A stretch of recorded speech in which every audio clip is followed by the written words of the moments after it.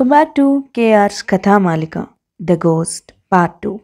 రచయిత పి గోపాలకృష్ణ గారు. కథాపట్టణం ఏ సురేఖ. స్టవ్ మీద పెట్టిన కుక్కర్ విజిల్ రావడంతో ఒక్కసారి ఉలిక్కిపడి కెవ్వున అరిచింది సునంద. తనకు తానే సర్దుకొని చిన్నగా నవ్వి ఇదంతా నా భ్రమ అనుకుంటూ పనిలో నిమగ్నమైంది. అటక మీద ఎవరో పరుగులు పెడుతున్నట్లు ఒకటే శబ్దాలు. చాలా కాలంగా ఖాళీగా ఉంది కదా ఇల్లు, ఎలుకలు బాగా చేరిపోయినట్లున్నాయి. వీటి సంగతి ఏంటో చూడాల్సిందే. అయినా పట్టపగలే నేనిలా భయపడుతున్నానేంటి అనుకుంటూ అటు ఇటు భయంగా తిరుగుతుంది ఇంట్లో. ఎవరో తలుపు మీద టకా టకా కొట్టిన శబ్దం. ఆ తర్వాత అమ్మాయి గోరు అంటూ పిలిచిన పిలుపు వినిపించింది. ఒక్క ఉదుటున కిచెన్లో నుంచి హాల్లోకి వచ్చి మెయిన్ డోర్ తెరిచింది. ఎదురుగా ఉన్న ముసలతన్ని చూసింది. ఎక్కడో చూసిన మొహంలా అనిపించింది. కానీ తాము ఈ ఊరికి కొత్తగా వచ్చింది నిన్ననే. ఎవరు కావాలి తాత అడిగింది అతన్ని. ఈ ఇంట్లోకి నిన్న కొత్తగా వచ్చింది తమరేనా అమ్మాయి గారు ఆప్యాయంగా అడిగాడు అతను. అవును తాత, మేమే. ఎందుకు, ఏం కావాలి అడిగింది. ఏమీ లేదమ్మా, ఊర్లో ఎవరు కొత్తగా దిగినా పలకరించడం నాకు అలవాటు. నా పేరు రాజయ్య. మన ఊరు పెద్ద సీతారామయ్య గారింట్లో పాలేరు పని చేస్తూ ఉంటాను చెప్పాడు. అమ్మాయి గోరు, తమరికి కూరలు పాలు ఏవైనా కావాలంటే పిలవండి, నేను తెచ్చి పెడతాను. అందరికీ ఏదో ఒక పని చేసి పెట్టడం నాకు అలవాటు. ఎవరైనా టీ నీళ్ళో కాఫీ నీళ్ళో పోస్తారు.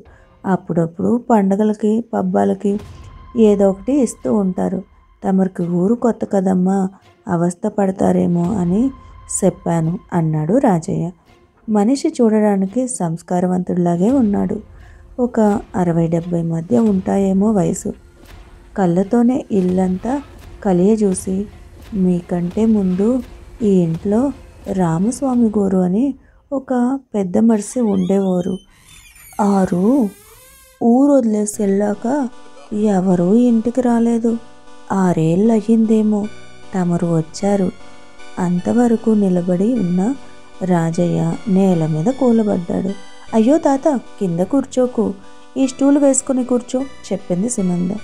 నాకు అలవాట్లే అమ్మాయి గారు. కూరలు ఏమైనా తెమ్మంటారా అడిగాడు. కాఫీ తాగుదుగానే ఉండు అంటూ లోపలికి వెళ్ళి 10 నిమిషాలకి కాఫీ కప్తో హాల్లోకి వచ్చింది. గదంతా శుభ్రంగా తుడుస్తూ కనిపించాడు రాజయ్య. అయ్యో తాత, అవన్నీ నీకెందుకు, నేను చేసుకుంటాను అన్నది సునంద. ఈ పనులన్నీ నాకు అలవాటే అమ్మాయి గారు. తోటలో లేత తోటకూర ఉంది, కోసుకొస్తాను అన్నాడు రాజయ్య తాత. ఇవాళకి వంట అయిపోయింది, వద్దులే కూరలు చెప్పింది సునంద. తాత, పాలు కావాలి, ఎవరైనా వాడుక పోస్తారా అడిగింది సునంద. పోస్తారమ్మా, నేను తీసుకొస్తాను అని చెప్పాడు రాజయ్య. మీకంటే ముందే ఉన్న వాళ్ళకి నేను అన్నీ తెచ్చి ఇచ్చేవాడినమ్మా. వాళ్ళు చాలా మంచోరు. పాపం ఒక్కగానొక్క ఆడకూతురు ఉండేది వాళ్ళకి. హఠాత్తుగా చచ్చిపోయింది ఆ పిల్ల. అదిగో ఆ చెరువులో పడి ఏటైనాదో ఆ భగవంతుడికే తెలియాల. శ్యామలమ్మ, అదే ఆ పిల్ల తల్లి, బెంగెట్టుకొని పిచ్చిదైపోనాది. ఉన్నట్టుండి ఒకరోజు ఇక్కడే ఈ ఇంట్లోనే ఉరిపోసుకుని చచ్చిపోనాది. రామస్వామి గోరు రాత్రికి రాత్రే ఊళ్ళోంచి వెళ్ళిపోనాడు. ఆ బాబు ఏటైనాడో తేలికుండా పోనాది. రాజయ్య చెప్తూనే ఉన్నాడు. సునందకి అంతా అయోమయంగా ఉంది. పోయి ఇలాంటి ఇంటికి వచ్చినందుకు తనని తానే తిట్టుకుంది. నేను సాయంకాలం పాలట్టుకొత్తానమ్మా వెళ్తూ చెప్పాడు రాజయ్య. ఏమోయ్ సునంద, సాయంత్రం టైంలోకి షాపింగ్కి వెళ్ళొద్దాం, రెడీగా ఉండు అంటూ లంచ్ ముగించి వెళ్తూ చెప్పాడు సుందర్. కొంచెం నీరసంగా ఉందండి, ఇవాళ వద్దులేండి. ఎందుకో రాత్రి సరిగ్గా నిద్ర పట్టలేదండి చెప్పింది ఆమె. రాత్రంతా కష్టపడ్డాం కదా. చిలిపిగా ఆమె వైపు చూసి కన్ను కొట్టాడు సుందర్. సిగ్గు లేకపోతే సరే అంటూ తనలో తానే సిగ్గుపడిపోయింది. ఏమీ పర్వాలేదు, బయటికి వెళ్ళొస్తే నీరసం ఎగిరిపోయి ఉత్సాహం వస్తుంది. టౌన్లోకి వెళ్ళి కుదిరితే రాత్రి అక్కడే ఉండి వద్దాం, లేదా షాపింగ్ చేసుకొని వచ్చేద్దాం అన్నాడు. హోటల్లో వద్దులేండి, ఇంటికి వచ్చేద్దాం. ఇప్పుడిప్పుడే కదా మనం కొత్తగా ఇక్కడికి వచ్చాము, ఇంకా ఇల్లంతా సరిగ్గా సర్దుకోనే లేదు. అటక మీద ఎలుకలు ఉన్నట్లున్నాయి, ఒకటే అల్లరి చేస్తున్నాయి ఉదయం పూట. నాకు ఎలుకలు అంటే చాలా భయం అండి చెప్పింది. తాత చెప్పిన మాటలు భర్తతో చెప్పాలని అనుకుంది సునంద. కానీ అతను వినే పరిస్థితిలో లేడు. ఏదో అర్జెంట్ పని ఉందంటూ హడావిడిగా ఆఫీస్కి వెళ్ళిపోయాడు. కొంచెం సేపు ఇల్లు సర్దే పనిలో పడింది. ఇంట్లో ఎవరో ఒకరు తోడు లేకపోతే ఒక్కరితే ఉండడం కష్టం అనిపించింది తనకి. ఒక్కసారి గతం గుర్తొచ్చింది సునందకి. తల్లి తండ్రి ఎవరో తెలియని అనాథ తాను. అనాథ శరణాలయంలో ఇంటర్ వరకు చదివి దగ్గరలో ఉన్న ఒక జీడిపిక్కల ప్రాసెస్ చేసే ఫ్యాక్టరీలో చిన్న ఉద్యోగంలో చేరింది. 2-3 నెలలు కష్టపడేసరికి తనకు పెళ్లి సంబంధం కుదిరిందని శరణాలయం వాళ్ళే చెప్పి సుందర్ని చూపించారు. కొత్తగా ఉద్యోగంలో చేరిన సుందర్ ఆదర్శ భావాలు కలిగిన వాడు.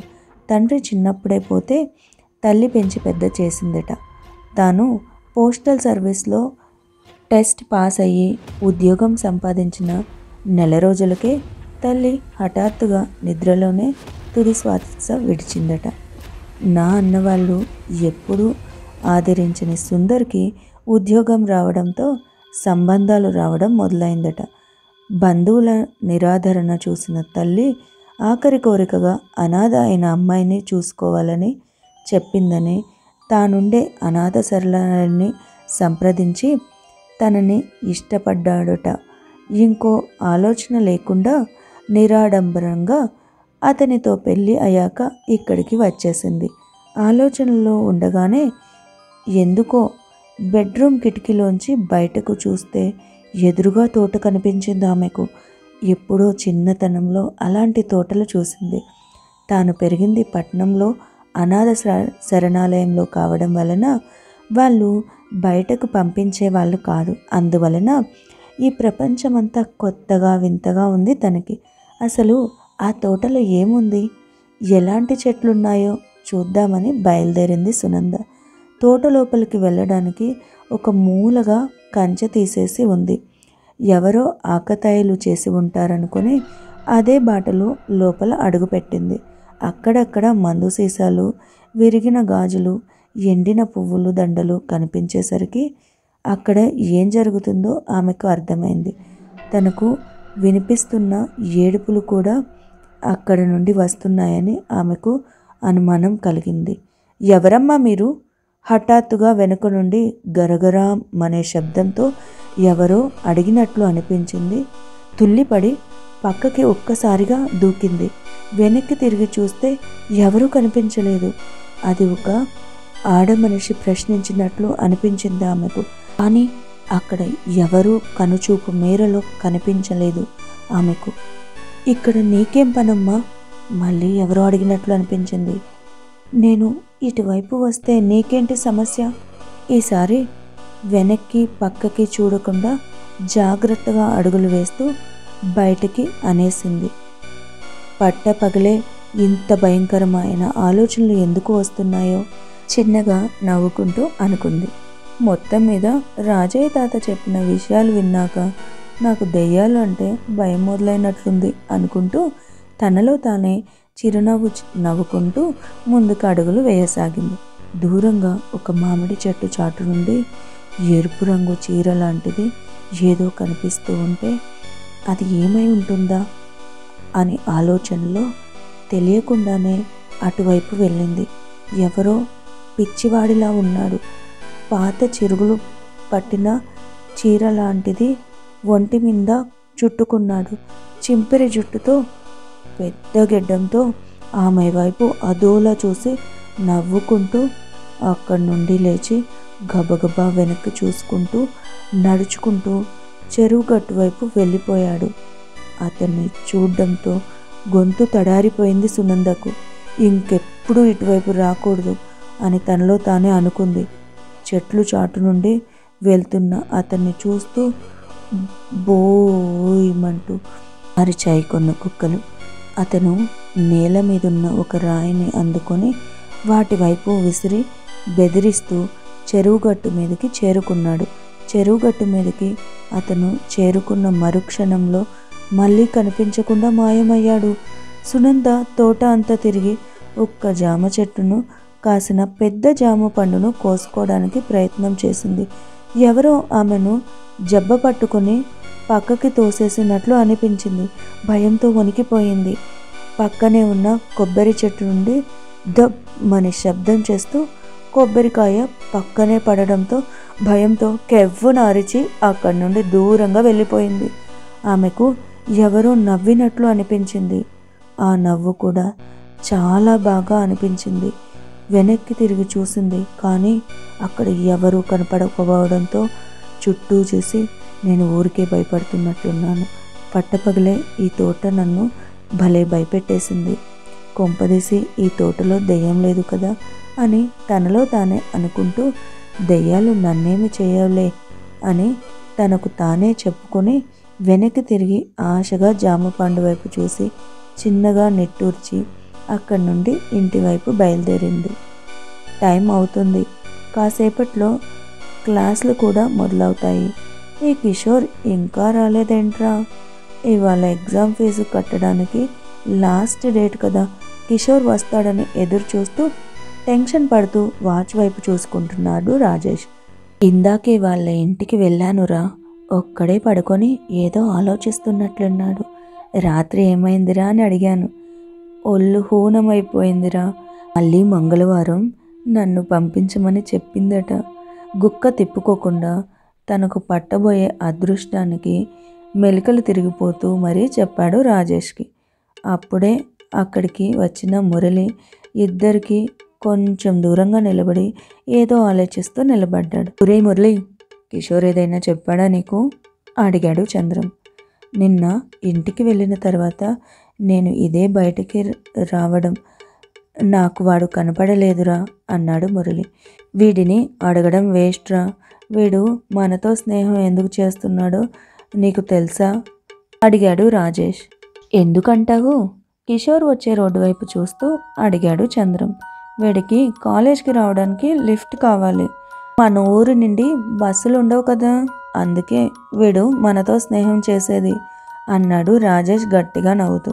మురళికి పౌరుషం పొంగుకొచ్చింది. మరి మీరు నన్ను మీ గ్రూప్లో ఎందుకు ఉంచుకున్నట్లు? ఎగ్జామ్స్లో నా పేపర్ చూసి కాపీ కొట్టడానికేగా? తిరస్కారంగా నవ్వాడు వాళ్ళిద్దరినీ చూసి. ఒరేయ్ మురళి, మనం ఇలా ఒకరి పరువు ఇంకొకరు తీసుకోవడం బాగోలేదురా. ఒరే రాజేష్, ఇంకెప్పుడు మురళిని అలా హేళన చేయకు అన్నాడు చంద్రం. అయినా వీడు రోజు కాలేజీకి వెళ్తాడు కదరా. మనం వెళ్ళినా వెళ్ళకపోయినా నోట్స్లు అవి మనకి ఇస్తాడు. వీడిని మనం దూరం చేసుకుంటే మనకే నష్టం కదరా అన్నాడు చంద్రం నెమ్మదిగా.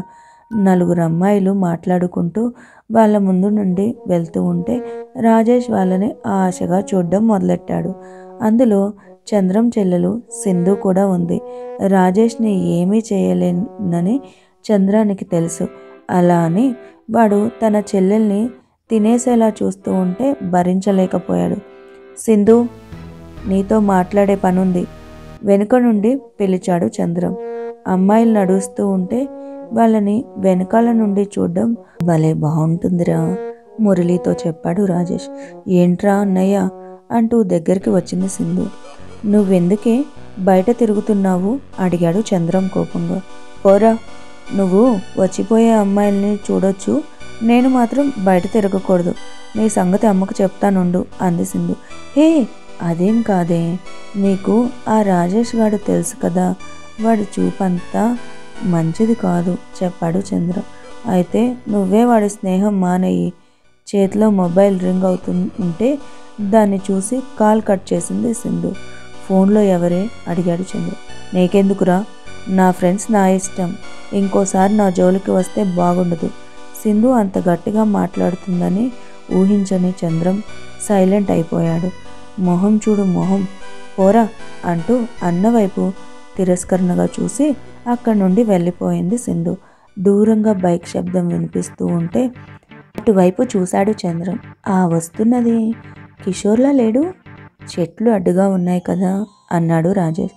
కొంచెం సేపటికి కాలేజ్ గేట్లోంచి బైక్ చెట్లు కిందకి వచ్చి ఆగింది. రాజేష్, చంద్రం, మురళి కూడా గబగబా చెట్లు కిందకి వెళ్ళారు కిషోర్ కోసం. కిషోర్ మొహం చాలా నీరసంగా కనిపిస్తుంది. ఏమైందిరా అలా ఉన్నావు అడిగాడు చంద్రం. ఎలాగన్నానురా అడిగాడు. లేని నవ్వుని మొహం మీద పులుముకుంటూ అడిగాడు కిషోర్.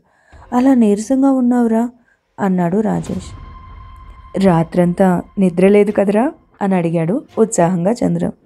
ఉదయం నీకు అన్నీ చెప్పాను కదరా, మళ్ళీ ఏమీ తెలియని వాడిలా కొత్తగా అడుగుతావెందుకురా? క్యాంటీన్లో మాట్లాడుకుందాం పదండి. క్యాంటీన్కి వద్దులేరా, ఇక్కడే కూర్చుందాం అన్నాడు చంద్ర. క్యాంటీన్కి వెళ్తే మళ్ళీ సింధుని తినేసేలా చూస్తాడు రాజేష్. చంద్రానికి ఇప్పుడు రాజేష్ మీద కోపం పెరుగుతోంది, కానీ తానేమీ చేయలేడు. ఇప్పుడు అదంతా అవసరమా అన్నట్లుంది రాజేష్కి. క్యాంటీన్కి వద్దులేరా, నిజంగా నాకు చాలా నీరసంగా ఉంది, రాత్రి పూర్తిగా పిండేసింది నన్ను చెప్పాడు కిషోర్. నేను క్లాస్కి వెళ్తున్నారా, మీరు మాట్లాడుకోండి, కాలేజ్ అయ్యేదాకా ఉండండి, నేను వస్తాను. అక్కడి నుండి బయటపడ్డాడు మురళి. వేడొకడు మధ్యలో, ఒరే నువ్వు చెప్పరా, రాత్రి ఏమైంది ఆసక్తిగా అడిగాడు చంద్ర. ఒరే చందు, రేపు రాబోయే మంగళవారం రాత్రి నీ వంతు, అర్థమైందా చెప్పాడు కిషోర్. మరి నా గురించి చెప్పలేదా నువ్వు? నేను కూడా నీ ఫ్రెండ్నే కదారా అన్నాడు రాజేష్ నిష్ఠూరంగా.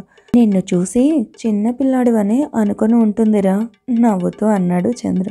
ఛా, అదేం కాదురా, అందరినీ ఒకేసారి అంటే తను తట్టుకోలేదు కదరా, అందుకే ఒక్కొక్కరినే రమ్మంది బుగ్గలు రుద్దుకుంటూ చెప్పాడు కిషోర్. ఏమైందిరా, మొహం ఉబ్బినట్లుంది అడిగాడు రాజేష్. ఏమీ కాలేదురా, రాత్రంతా నిద్రపోనివ్వలేదురా బాబు. ముందు స్కూల్ దగ్గర కలిశానా, తర్వాత అమ్మ నాన్న చూడకుండా ఇంటికి తీసుకెళ్ళిపోయాను. చాలా థ్రిల్లింగ్ అనిపించింది. అసలు ఎంత హుషారైన అమ్మాయో తెలుసా, మాటలతో చెప్పలేను. అదేంటో నాకు ఒళ్ళంతా నొప్పులు పుడుతున్నాయిరా. అయినా తీయని అనుభవం. జీవితంలో ఒక్కసారైనా అలాంటి అనుభవాన్ని అనుభవించేసి చచ్చిపోయినా పర్వాలేదు. కిషోర్ చెప్తూ ఉంటే ఇవాళ రేపు అనేది లేకుండా మంగళవారం ఒక్కటే ఉంటే అక్కడే కాలం ఆగిపోతే ఎంత బాగుంటుందో కదా అనిపించసాగింది చంద్రానికి. చంద్రానికి పట్టబోయే అదృష్టానికి లోపలే కుళ్ళిపోతూ, మరి నేనెప్పుడు అడిగాడు రాజేష్ ఇంకోసారి. రేపు చంద్రం వెళ్ళొచ్చాక చెప్తుందేమో. మేము ముగ్గురం ఉన్నామని చెప్పాను, మనీ ఇవ్వబోతే వద్దు, నీతో ఉంటే నాకు చాలా సంతోషంగా స్వర్గంలో ఉన్నట్లుంది అంది. కిషోర్ మాటలతో మరింత ఉత్సాహం వచ్చింది వాళ్ళకి. కాలేజ్ అయిపోయిందిరా, నీ కబుర్లు అయిపోతే వెళ్దాం అంటూ వచ్చాడు మురళి. ఒరే మురళి, కాసేపు పనేమన్నా ఉంటే చూసుకొనిరా, ఒక ముఖ్యమైన పని విషయం మాట్లాడుతున్నాం చెప్పాడు రాజేష్. అయితే నేను లైబ్రరీకి వెళ్ళి బుక్స్ తెచ్చుకుంటాను, నేను వచ్చేదాకా ఇక్కడే ఉండండి. లైబ్రరీ వైపు వెళ్ళాడు మురళి. వాడు వచ్చేలోగా మనం ఏం చేయాలో డిసైడ్ చేయండి, తొందర పెట్టాడు రాజేష్. ఆ అమ్మాయికి మంచి గిఫ్ట్ ఏదైనా కొనిద్దాంరా గొప్పగా చెప్పాడు చంద్ర. అసలు ముందు ఆ అమ్మాయి ఎలా ఉందో చెప్పరా ఆతృతగా అడిగాడు రాజేష్. ఆ అమ్మాయి శరీరం మంచి గంధం వాసనతో, తలలోని మల్లెల వాసనతో అచ్చంగా దేవకన్యలా ఉందంటే నమ్మండి. ఆమెకు మౌనంగా ఉంటే అస్సలు ఇష్టం ఉండదట. గలగలా పారే సెలయర్లా మాట్లాడుతూనే ఉంది. మంచి హుషారుగా ఉంది. మన ఇష్టాయిష్టాలను తెలుసుకొని మరీ సహకరించింది. డబ్బు మోజు ఉన్న అమ్మాయి మాత్రం కాదు. మనలాంటి స్టూడెంట్స్ అంటే ఆమెకు చాలా ఇష్టమంట. మాటలతో వాళ్ళిద్దరినీ రెచ్చగొట్టి ఏమీ తెలియని వాడిలా కూర్చున్నాడు. కాలేజీలోంచి అందరూ వెళ్ళిపోయారు బాబు. మీరు కూడా వెళ్తే నేను గేట్ తాళాలు వేసుకుంటాను చెప్పాడు వాచ్మెన్ సుందరం. అప్పుడే మురళి కూడా లైబ్రరీ నుండి రావడంతో రాజేష్ వెళ్ళి ఒక బైక్ మీద, చంద్రం తన చెల్లెలు సింధుతో ఇంకో బైక్ మీద, కిషోర్ ఇంకో బైక్ మీద వాళ్ళ ఇళ్ళకి బయలుదేరారు. మళ్ళీ కలుద్దాం.